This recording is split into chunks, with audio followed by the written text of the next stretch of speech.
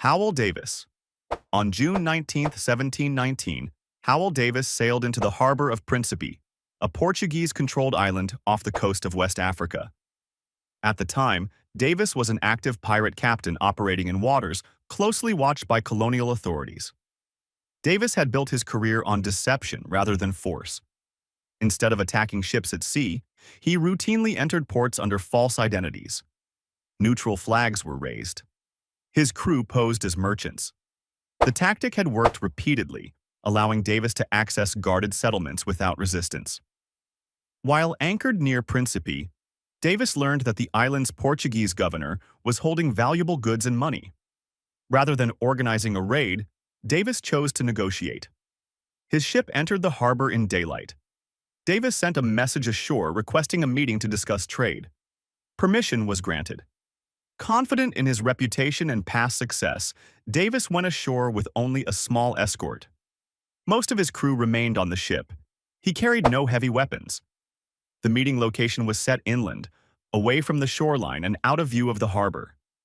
What Davis didn't know was that the governor had already prepared an ambush. Portuguese soldiers were concealed along the narrow path leading to the meeting site. As Davis and his men advanced through the vegetation, gunfire erupted at close range. There was no chance to retreat. Davis was struck in the opening volley. His escort was quickly overwhelmed. Howell Davis died at the scene.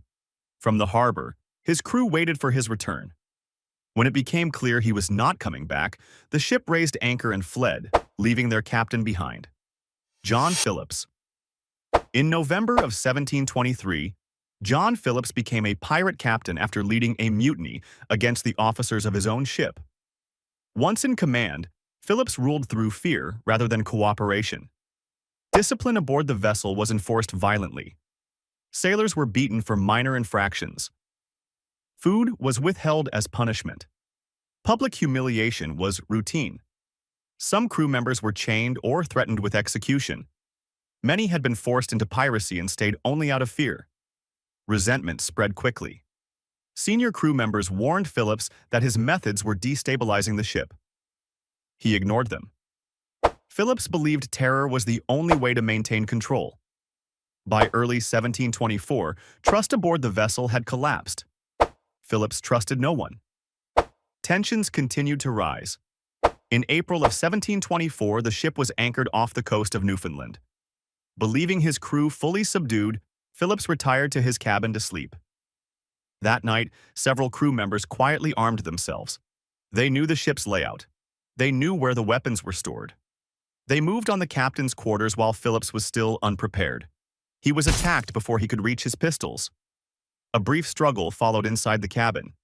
John Phillips was stabbed multiple times and beaten to death by his own crew. His body was thrown overboard. No Navy ships were involved. No battle took place. Thomas II.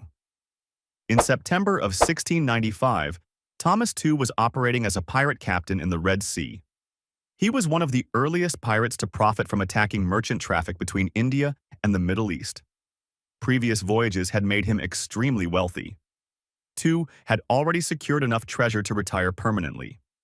Instead, he chose to sail again. His ship entered waters heavily trafficked by Mughal merchant convoys. These convoys often sailed in groups, protected by armed escorts carrying heavy cannons. During the voyage, II encountered a convoy that significantly outmatched his vessel in both size and firepower.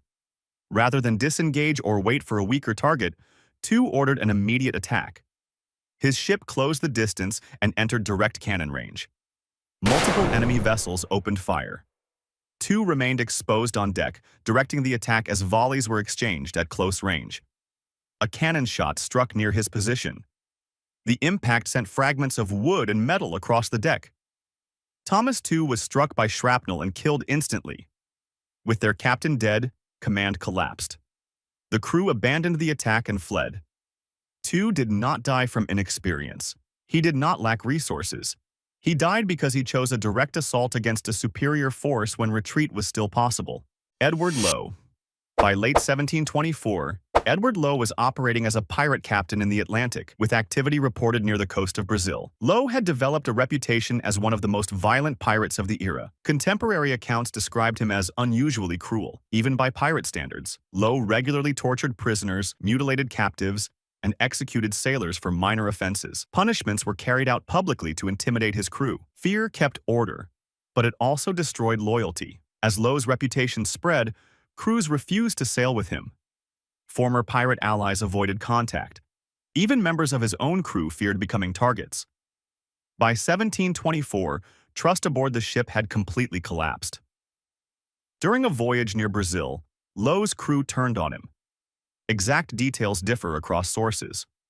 Some accounts state he was marooned on a remote island without supplies. Others claim he was shot and thrown overboard.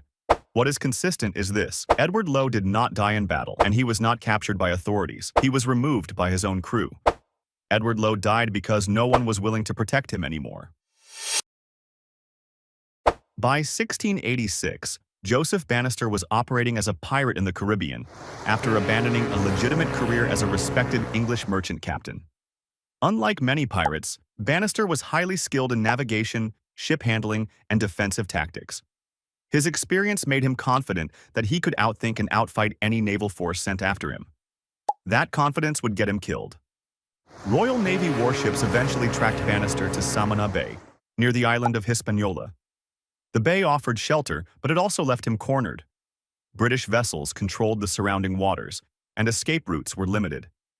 Bannister had a choice. Rather than attempt to flee, he chose to stand his ground.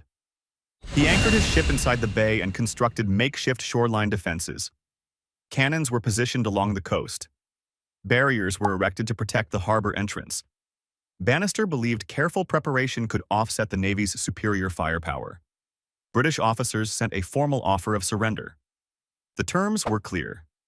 If Bannister gave up peacefully, his life would likely be spared. Bannister refused. Multiple Royal Navy ships moved into position and opened fire. The engagement lasted several hours. Bannister's defenses slowed the assault and inflicted damage, but the outcome was never in doubt. Naval cannon fire steadily dismantled his fortifications. One by one, Bannister's defenses collapsed. British forces breached the harbor, disabled his ship, and overwhelmed his position. Bannister was captured alive and taken into custody. He was transported to Port Royal, Jamaica, where he was placed on trial for piracy. The verdict was swift. On January 29, 1687, Joseph Bannister was executed by hanging. Joseph Bannister did not die because he lacked skill or experience. He died because he refused to surrender when survival was still possible. Samuel Bellamy. By early 1717, Samuel Bellamy, known as Black Sam, was one of the most successful pirates of the Golden Age. In less than a year at sea, he had captured dozens of ships and accumulated a massive fortune in gold, silver, and trade goods.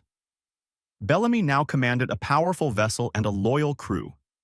At this point, Bellamy had already won. Instead of remaining in the Caribbean to secure his wealth, Bellamy chose to sail north toward New England.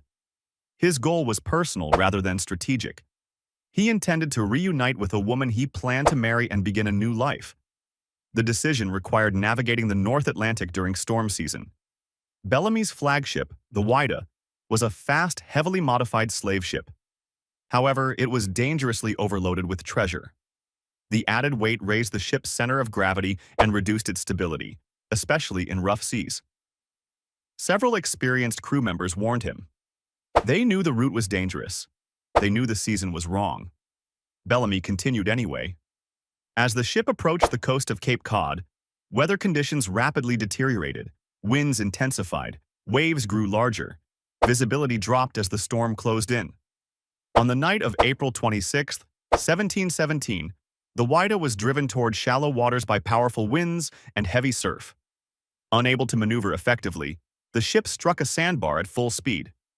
The impact shattered the hull. Within minutes, the vessel broke apart in the surf. Samuel Bellamy and nearly his entire crew were killed. He did not die in battle.